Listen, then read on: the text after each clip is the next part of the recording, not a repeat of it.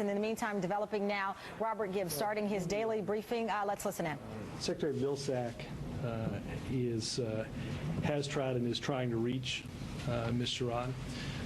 When the Secretary reaches her, he will apologize for the events of the last few days, and they will talk about their next steps. I think it is I think clearly that a lot of people involved in this situation, from the government's perspective on through, acted without all the facts. Now, as you saw Secretary Vilsack's statement from last evening, now that we have greater knowledge and a broader fact set, he is going to review all of those facts, and that's what he'll talk to Ms. Sherrod about today. So does the Secretary plan to offer her job back? Well, again, I think that's something that the Secretary and Ms. Sherrod are going to talk through those next steps. What was the President's involvement in this? Can you walk us through that from when he first found out the President? I believe the President was briefed on this sometime yesterday, most likely in the morning. This was, as you heard Secretary Vilsack say yesterday, a decision that was made by the U.S. Department of Agriculture.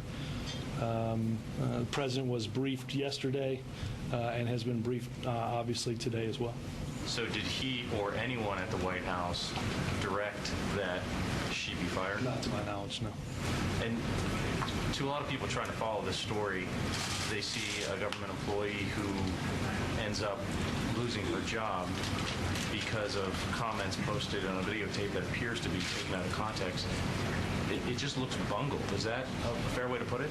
Well, Ben, I think this is I think this is a fair way to put it. Members of this administration, members of the media, members of different political factions on both sides of this have all made determinations and judgments without a full set of facts. I think that is wholly and completely accurate. I think, without a doubt, Ms. Sherrod is owed an apology. I would do so certainly on behalf of this administration. I think if we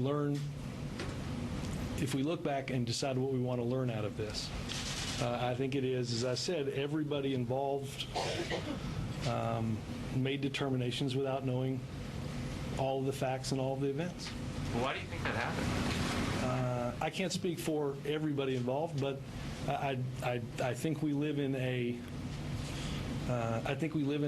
culture that things whip around. People want fast responses. We want to give fast responses, and I don't think there's any doubt that if we all look at this, I think one of the great lessons you take away from this is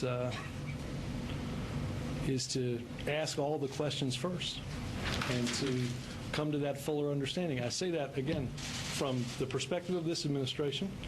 I say that from the perspective of those that cover this administration and those that are involved in the back and forth in the political theater of this country. One last one on this, that apology from the Secretary, does that reflect the President's view as well? Again, I did so just a few moments ago on behalf of this entire administration.